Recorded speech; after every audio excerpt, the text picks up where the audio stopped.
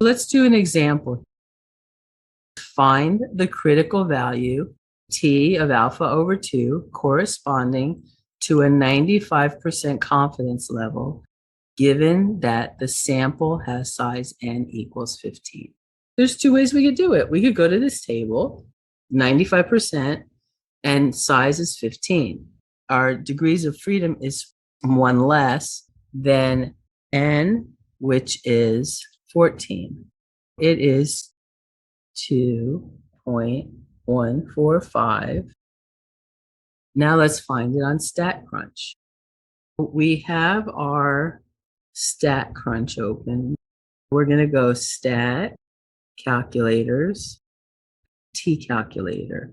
Notice it says degrees of freedom and sample size 15. Our degrees of freedom is 14. And 95%, this would be T of alpha over 2. This is 0.025 because we have 95%. I have to change this to greater than. And then I put in here 0.025, compute, same value, 2.145 from the calculator. And that's our critical value. Here's a picture of what we just did. And you can see that there's 0.025 in this part and 0.025 in that part. We're using the right-hand side of our curve, which means that my t-score is always going to be positive. Very important to remember that. First, we have data, and we also have summary statistics. For this one, I'm going to use the summary to begin with. And I'm going to go to Stat. Then we have to decide, is it a Z-stat or a T-stat? We're given S, and S is the standard deviation of the sample, not the standard deviation of the population. Unless we have sigma, which is the standard deviation of the population, we have to use T-stat. We have T-stats, one sample with summary. Our sample mean is 30.9. Our standard deviation is 2.9. Our sample size is 15. We want a confidence interval of 95%. And we're going to hit compute. The lower limit is equal to 29.3. And the upper limit is equal to 32.5. That's really great, except notice it says we do have randomly selected girls, but do we have normal data or n is greater than 30? I don't see anywhere where it's saying that the data is normal and our n is 15, which is less than 30. What can we do? We can go to graph, and we're going to graph this QQ plot. We have to have data. We can't have summary data to do it. And I'm going to put the correlation statistic on it and hit compute. Here's the line if it was completely normal distribution. But these points line up pretty well with this line. There's not some here and down here. The correlation, the closer it is to 1, the closer it is to a normal distribution. We can assume that this is normal. Here is our graph that I just showed you with data. We must first verify that the requirements are satisfied. The sample is a simple random sample, but because the sample size is n equals 15, the requirement that the population is normally distributed or the sample size is greater than 30 can be satisfied only if the sample data appears to be from a normally distributed population. We're going to use this graph to see the following normal quantile plot, which was the QQ plot, shows the sample data appear to be from a normally distributed population. We have the second requirement.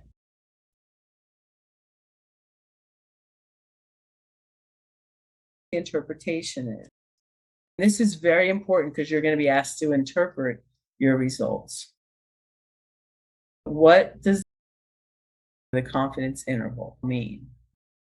It means we are 95% confident that the limits of 29.2 and 32.5 hectograms do contain the value of the population mean. We don't know what mu is, but now we're 95% confident it's somewhere between 29.3 and 32.5.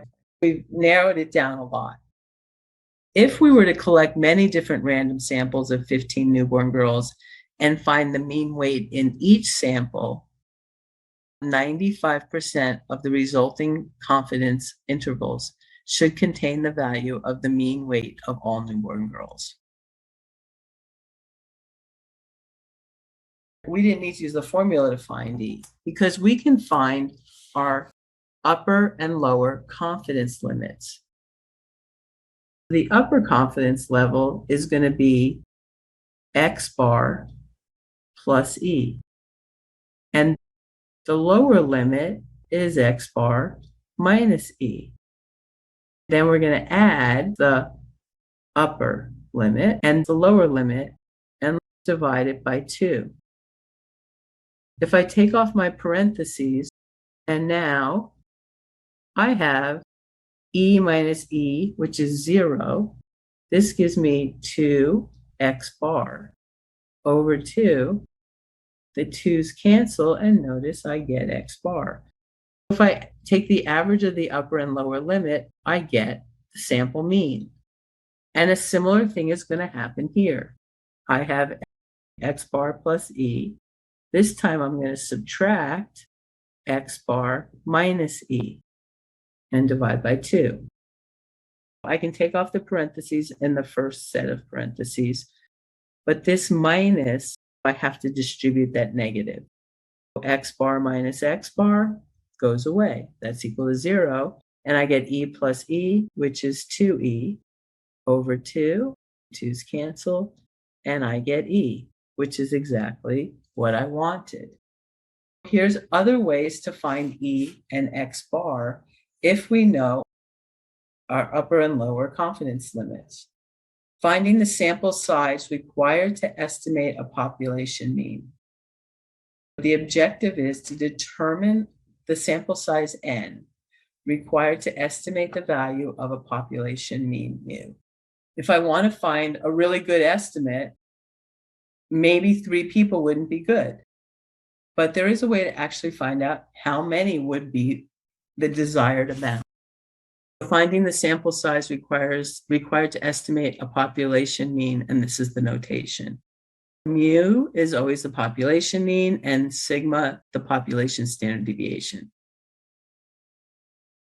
X bar is the sample mean. E is the desired margin of error. And this right here, Z sub alpha over 2, is the Z score separating an area of alpha over 2 in the right tail. So basically, and if we're using Z, we know we can. So if I say 99%, I want a 99% confidence interval, then alpha is going to equal 1 minus 0.99, which is equal to 0.01. And if I take alpha over 2, I'm going to divide that by 2, I get 0.005. What that means, if this area right here is 0.05, then that's the Z number.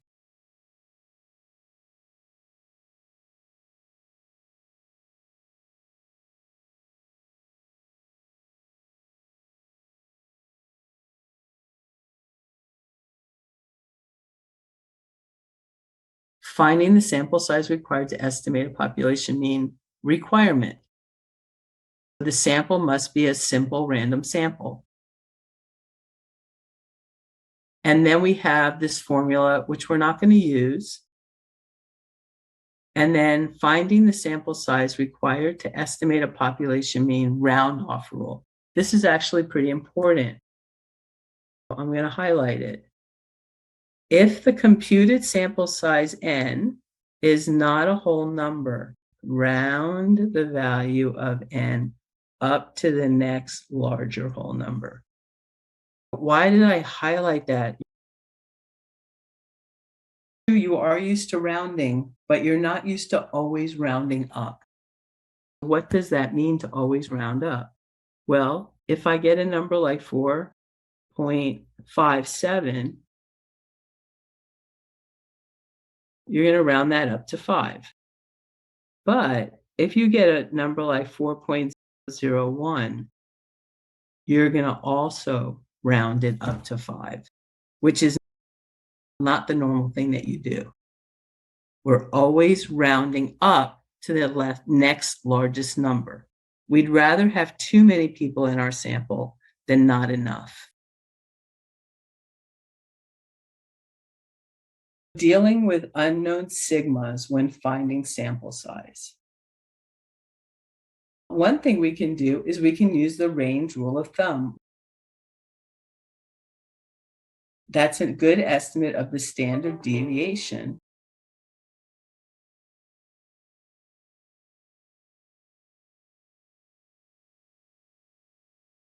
We want to find sigma, so we take the range. The range is the highest number minus the lowest number.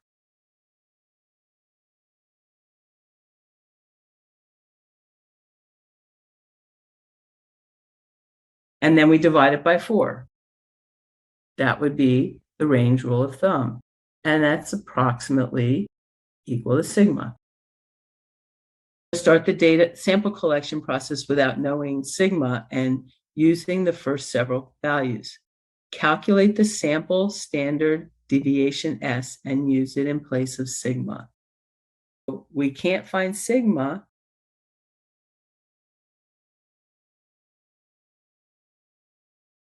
We're going to calculate the sample standard deviation S and use it in place of sigma. The estimated value of sigma can then be improved as more sample data are obtained and the sample size can be refined accordingly. The more data you get, the more you can refine what exactly your size needs to be. Then we will estimate the value of sigma by using the results of some earlier studies.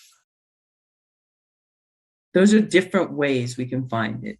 Sometimes, like for IQ, we've already been told a bunch of times the mean and the standard deviation for IQs. We could use that.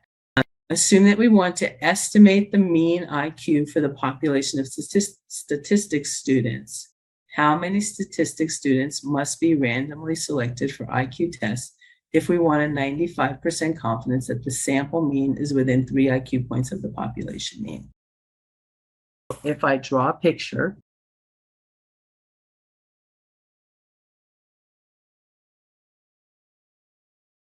this is X bar.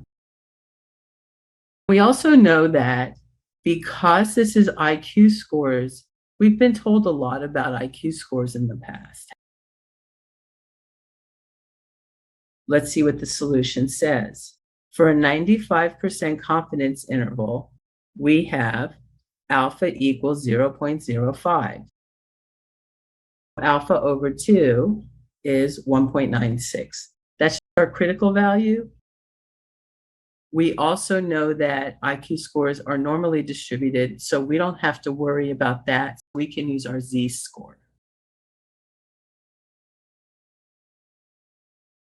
We want the sample mean to be within 3 IQ points of mu. The margin of error is E equals 3. That means I want it to be X bar minus 3, X bar plus 3.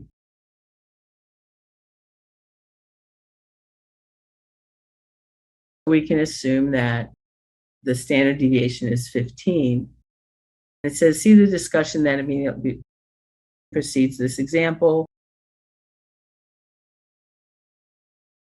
We already know from previous problems that IQ scores are normally distributed. We can just make that assumption. And we can use this formula, or we can go into StatCrunch.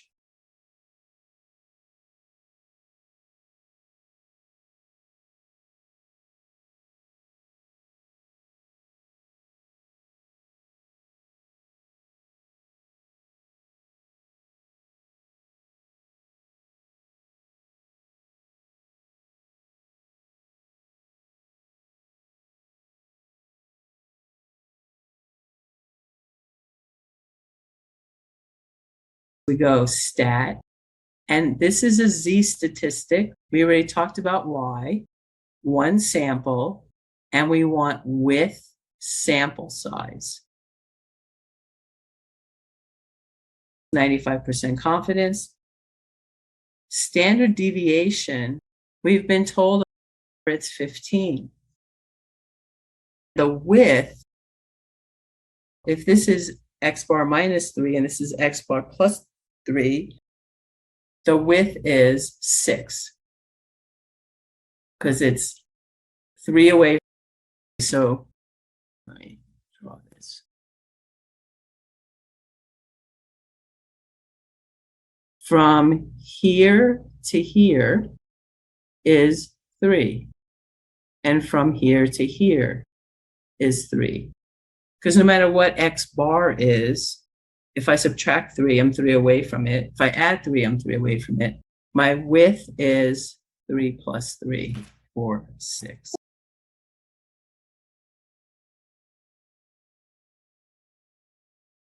And I compute my sample size, and it's 97.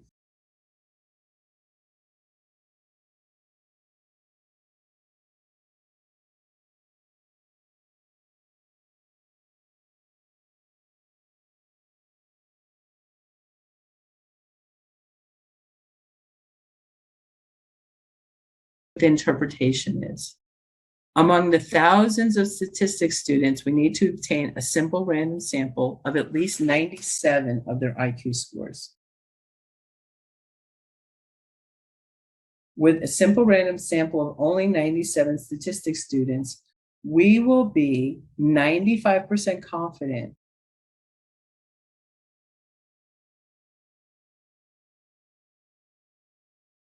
a sample is within 3 points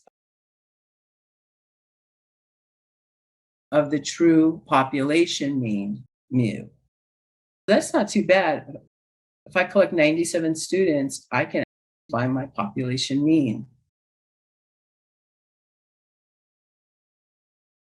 Estimating a population mean when sigma is known. Now, when sigma is known, we're using our z-scores. And if we somehow do know the value of sigma, the confidence interval is constructed using the standard normal distribution instead of the student t distribution. So the same procedure can be used with this margin of error. This is very important.